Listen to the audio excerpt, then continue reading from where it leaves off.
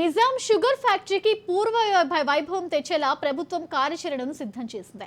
సంగారెడ్డి జిల్లా మాటూరు గ్రామ శివార్లో చక్కెర కర్మాగార నిర్మాణానికి మంత్రి దామోదర్ రాజనరసింహ భూమి పూజ చేశారు. అనంతరం గోదావరి, గంగా, ఆగ్రోమన ప్రాంతంలో కొత్త షుగర్ ఫ్యాక్టరీని స్థాపించడం ఆనందంగా ఉందని మంత్రి దామోదర్ అన్నారు. ఈ కంపెనీలతో ఎంతో మంది నిరుద్యోగ యువతకు ఉద్యోగ అవకాశాలు కల్పిస్తున్నట్లు కంపెనీ అధినేత సచిన్ గోయల్ అన్నారు.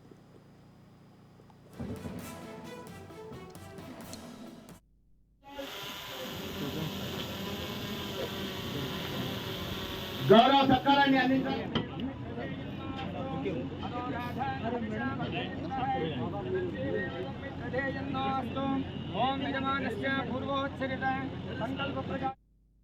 ఈ ప్రాంతంలో రైతులు అయితే ఎదుర్కొంటున్న సమస్యలు ఉన్నాయో ఆ సమస్యలను పరిష్కరించే దిశగా మీ అందరి సహకారంతో ప్రభుత్వం ప్రయత్నం చేస్తుంది.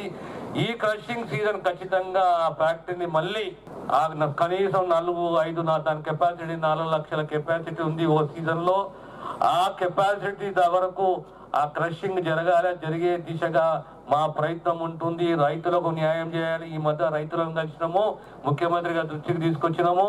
మరొక అంశం ఏంటి అంటే ఆధారంగా రేపొద్దున మళ్ళీ పూర్వ వైభవము నిజాం షుగర్ ఫ్యాక్టరీకి రావాలి. పూర్వ వైభవం ఇక్కడ ఉన్న భద్రత వైభవం అనేది ఈ ప్రాంతంలో ఉన్న షుగర్ కేన్ రైతులకు కల్పించే దిశగా మా కృషి ఉంటుంది. మరొకసారి యజమానాన్ని అభినందిస్తూ శుభాషితతోటి మా సంపూర్ణమైన సహకారం ఈ ప్రభుత్వాన్ని రేవంత్ రెడ్డి గారి నాయకత్వంలో ఈ ప్రభుత్వాన్ని సంపూర్ణంగా మా సహకారం ఉంటుందనే విషయాన్ని తెలియజేస్తూ చాలా ఇబ్బందుల పాలైనారు, ఇంకా ఇబ్బంది పడుతున్నారు. ప్రధానంగా జైరాబాద్కు సంబంధించిన చెరుకు రైతులు పోయినసారి ట్రైడెంట్ ఫ్యాక్టరీ ఈసారి క్రషింగ్ కాకపోవడము, సుమారు 7.5 కోట్ల రూపాయలు ఇంకా ఫ్యాక్టరీ బాకీ ఉండడము,